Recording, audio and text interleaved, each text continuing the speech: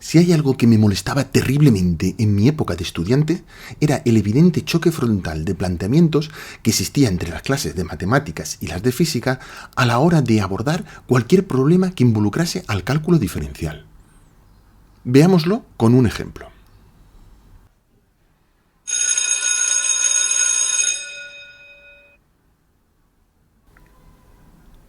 Hola chicos, bienvenidos a la clase de matemáticas.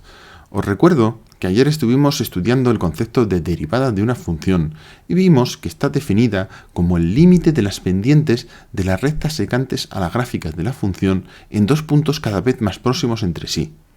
Por tanto, la derivada nos proporciona la pendiente de la recta tangente a la gráfica de f en cada uno de sus puntos. Hoy vamos a presentar su notación física. Para ello, denotemos por i a la variable que recorre los valores de la función f. El incremento de la variable lo denotaremos por delta de i, y no es más que la diferencia entre los valores de i cuando realizamos un incremento de la variable independiente que denotaremos por delta de x. Notemos que, si consideramos que el incremento de x tiende a hacerse 0, podemos reescribir la derivada en términos de dicho incremento. En concreto, con esta notación podemos expresar la derivada como el límite, cuando el incremento de x tiende a 0, del cociente de los incrementos de ambas variables. Como la derivada es un límite de cocientes, vamos a introducir una notación de ella con el aspecto formal de un cociente.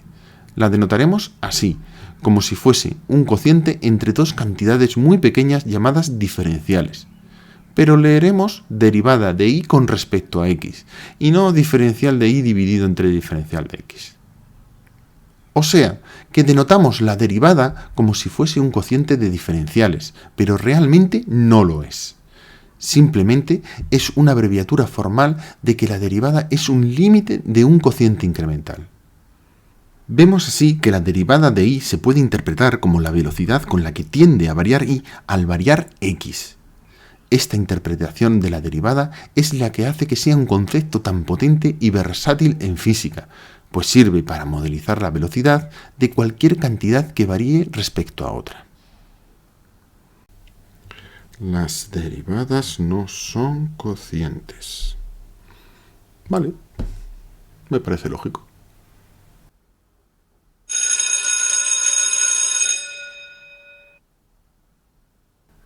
Buenas chicos, bienvenidos a clase de física. Hoy vamos a hacer el ejercicio 8.25, que dice lo siguiente. ¿Con qué velocidad aumenta el área de un círculo en el instante en que su radio vale 10 centímetros, sabiendo que dicho radio crece uniformemente con una velocidad de 2 centímetros por segundo?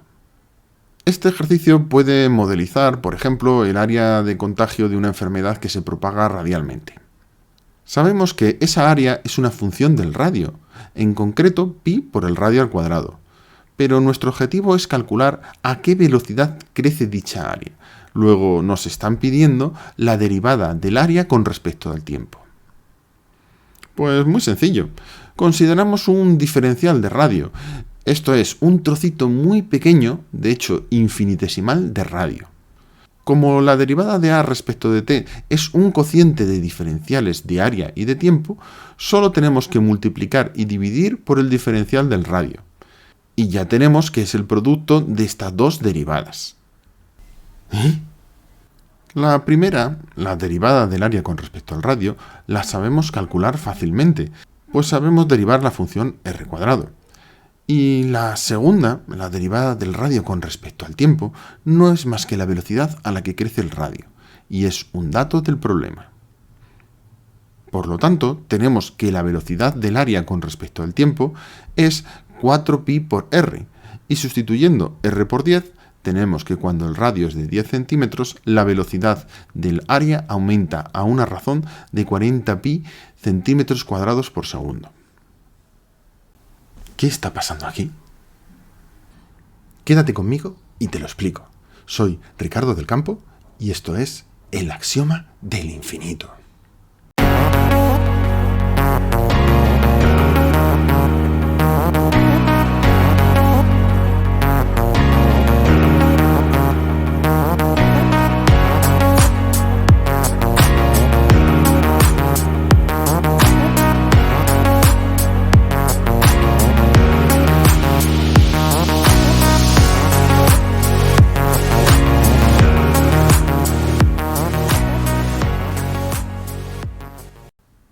1. El cálculo infinitesimal de Newton y Leibniz.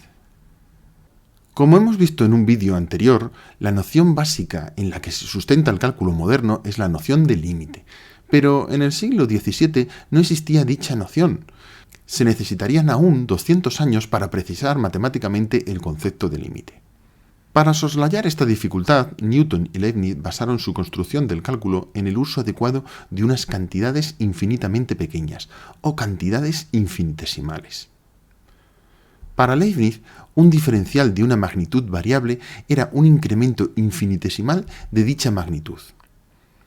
Y la derivada era simplemente una razón de diferencias infinitesimales, y por eso la llamó cociente diferencial. Newton llamó momentos a las diferenciales y fluxiones a las derivadas, pero la notación y el lenguaje de Leibniz fueron los que se acabaron imponiendo, así que me voy a centrar en ellos. Veamos un ejemplo de cómo Leibniz calculaba la derivada de la función x². Para ello, consideraba que una variación infinitesimal de x producía una variación también infinitesimal de y. Si desarrollamos el cuadrado del segundo miembro, vemos que la variable y se nos cancela y nos queda solo su diferencial, que podemos expresar de este modo sacando factor común el diferencial de x. Podemos pasar ese diferencial de x al primer miembro y obtenemos así la derivada de y, que resulta ser 2x más un diferencial de x. Pero como el diferencial de x es una cantidad infinitesimal, podemos despreciarlo y quedarnos solo con que la derivada es 2x.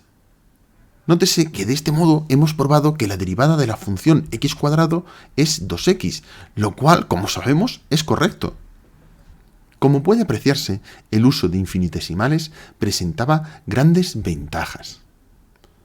En primer lugar, se escribe como igualdad lo que solo puede considerarse como aproximación si se utilizan incrementos finitos. Además, los diferenciales pueden despreciarse justo en el momento del razonamiento que se considere más oportuno.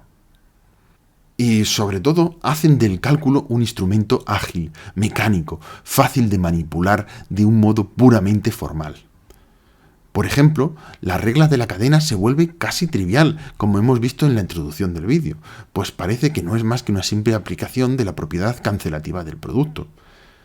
Y el teorema fundamental del cálculo, o sea, que la derivada del área bajo una curva vuelva a ser la propia curva, también se obtiene de manera casi inmediata, como ya vimos en un vídeo anterior que te dejo por aquí. 2. Las críticas a los infinitesimales. Los infinitesimales eran la pieza fundamental para la creación del cálculo, pero también su punto más débil, y el blanco de todas las críticas. Lo peor de los infinitesimales no es que el mero concepto sea difícilmente sostenible, sino que la forma en que se manejaban era flagrantemente contradictoria. Fijémonos bien en el ejemplo anterior del cálculo de la derivada de x² a la Leibniz. En este paso, estamos asumiendo que el diferencial de x es una cantidad distinta de 0, ya que no se puede dividir por 0. Pero es que en el siguiente paso lo eliminamos como si fuera 0. Era evidente que los infinitesimales tenían que ser cantidades no nulas, porque se podía dividir entre ellos. Pero si son cantidades fijas no nulas, eso ocasiona muchas incongruencias. En primer lugar, la supresión de infinitesimales no nulos viola el principio de identidad. Notemos que, al suprimir el diferencial de x en esta expresión, estamos diciendo que 2x más diferencial de x es igual a 2x. Pero, por otra parte, al ser diferencial de x no nulo, 2x más diferencial de x sabemos que es distinto a 2x. ¿Cómo pueden ser iguales dos cosas distintas? Y si asumimos que los infinitesimales se pueden suprimir, ¿cómo pueden obtenerse resultados exactos despreciando términos que no son cero? El propio Newton lo explicaba perfectamente. En matemáticas, ni siquiera los errores más pequeños pueden ser admitidos. Es más, ¿cómo pueden justificarse que los resultados a los que llegamos sean correctos? En el ejemplo anterior hemos partido de la función x cuadrado y hemos deducido que su derivada es 2x, que sabemos que es la solución correcta. Pero, ¿qué nos asegura que no ha sido casualidad? Igual en este caso concreto hemos tenido suerte, pero en general el método no funciona. Como diría Berkeley, no pueden obtenerse proposiciones verdaderas de principios falsos.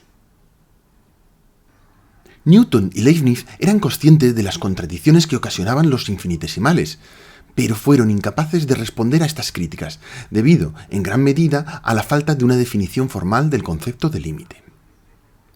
Newton se defendía dándole un carácter dinámico a los infinitésimos.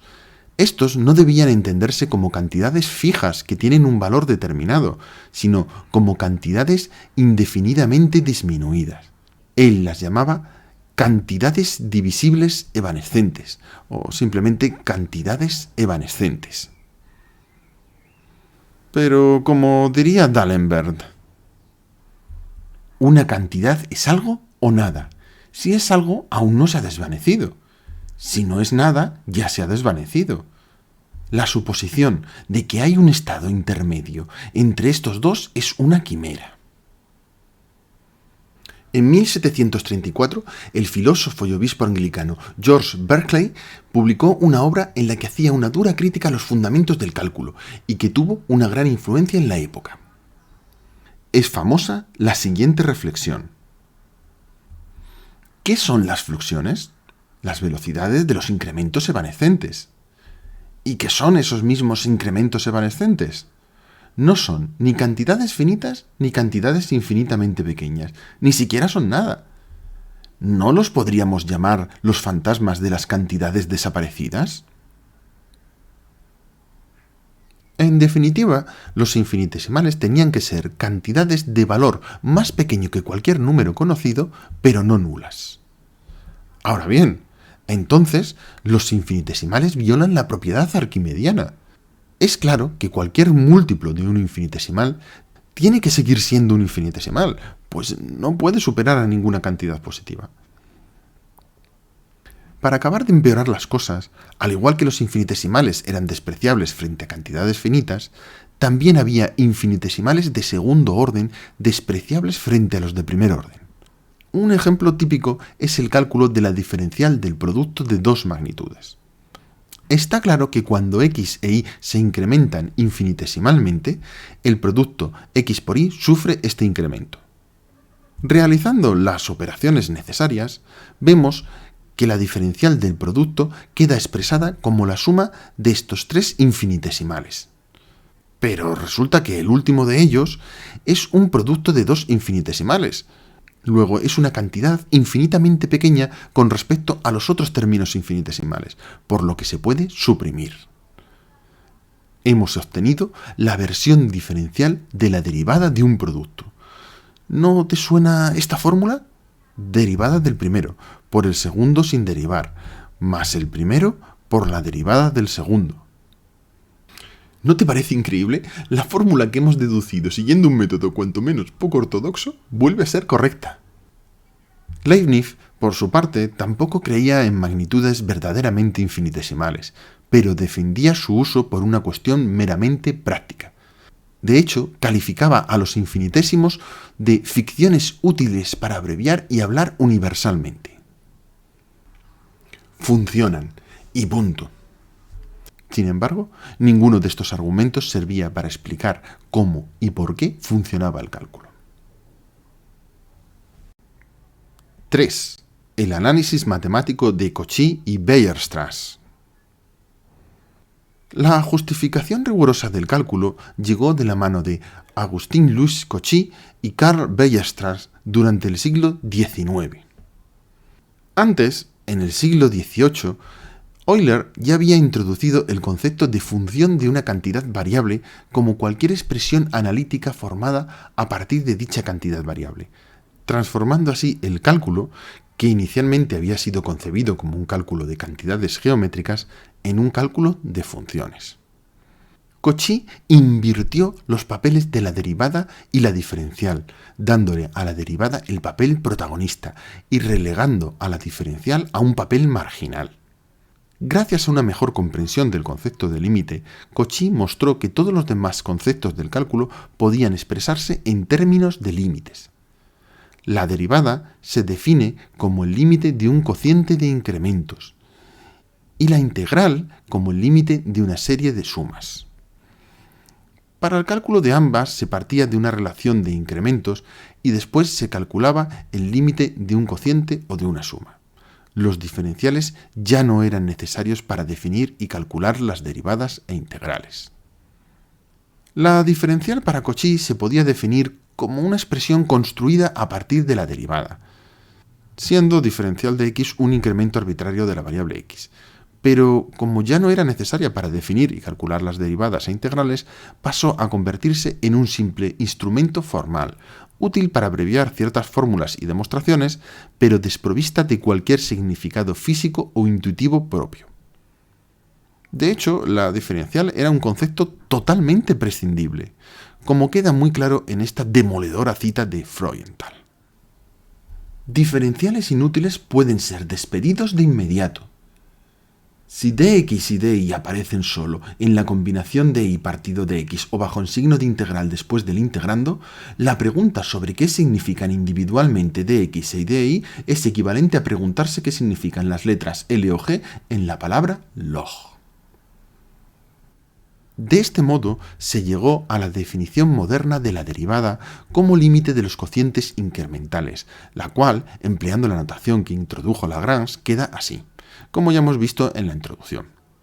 Y también a la definición moderna de integral como límite de una sucesión de sumas de áreas rectangulares. Ya solo faltaba precisar la definición verbal de límite que daba Cauchy y materializarla en una definición formal mediante el álgebra de desigualdades. El matemático que llevó a cabo esta tarea fue Carl Weierstrass. Weierstrass dio el golpe de gracia definitivo a los infinitésimos introduciendo los razonamientos epsilon-delta para formalizar la definición de límite y convertir el cálculo infinitesimal en el análisis matemático que es hoy en día. Si alguna vez te preguntas por qué el análisis está plagado de epsilon y deltas, ya sabes a quién culpar. A Weierstrass. 4. La fractura entre las matemáticas y la física. Si volvemos a mirar la definición de límite, te darás cuenta de lo abstracta que es. Podemos parafrasearla así: dime qué error quieres cometer y yo te diré cuánto tienes que acercarte. Fíjate que no contiene ninguna igualdad, sino que está formalizada usando el álgebra de desigualdades. Para poder capturar matemáticamente la idea de límite, hemos tenido que hacerla, en cierto sentido, estática, cambiando la idea de movimiento por la de comparar cada error posible. Para formalizar matemáticamente la idea de límite, hemos tenido que entender que había que capturar el movimiento fotograma a fotograma. Observa que la definición es estática, es un fotograma, y que el movimiento se logra a través de los cuantificadores. Ganamos rigor, pero a costa de la intuición. Sirva como ejemplo el siguiente diálogo simulado. Papá, ¿a qué velocidad vamos? Pues a 134 km por hora. ¿Y eso qué quiere decir? Pues según Cauchy quiere decir que dado epsilon positivo existe un delta positivo tal que si el tiempo dista de este instante menos que delta, entonces el cociente entre el espacio recorrido y el tiempo empleado dista de 134 menos que epsilon.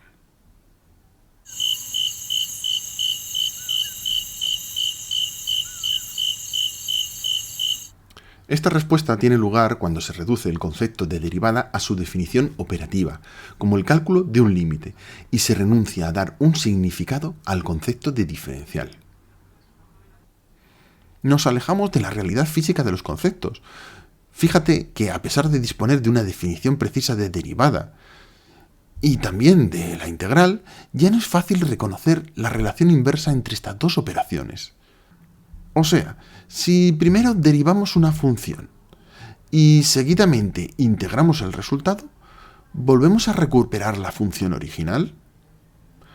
O en sentido contrario, si primero realizamos la integral de una función y después derivamos, ¿nos sale de nuevo la función de partida?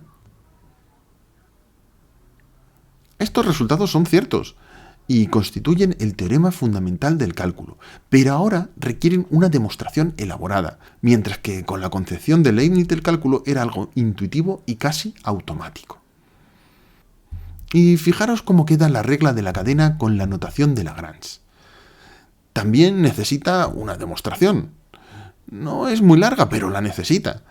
Y en cambio, con la concepción de la derivada como un cociente de infinitesimales, no necesita ninguna demostración.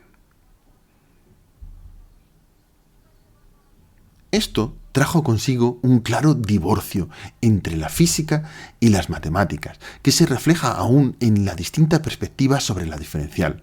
Para los matemáticos se convirtió en un concepto marginal y vacío de significado. Solo la derivada y la integral tenían importancia. Sin embargo, los físicos, muchos más interesados en desarrollar y aplicar las técnicas del cálculo que en ocuparse de sus problemas de fundamentos, siguieron usando los diferenciales como punto de partida intuitivo para plantear y resolver la mayoría de los problemas. Es significativo el cambio de notación que ocurre aún hoy en día al pasar de una clase de física a una de matemáticas para denotar la derivada.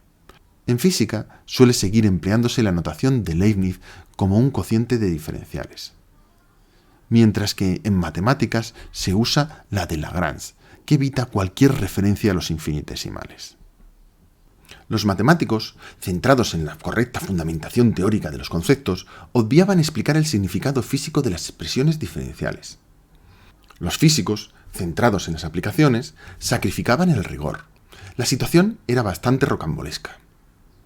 La solución a este galimatías la dio Frechet introduciendo en 1911 una nueva concepción del diferencial con la que recupera un significado propio y preciso, de gran interés físico y sin pérdida de rigor.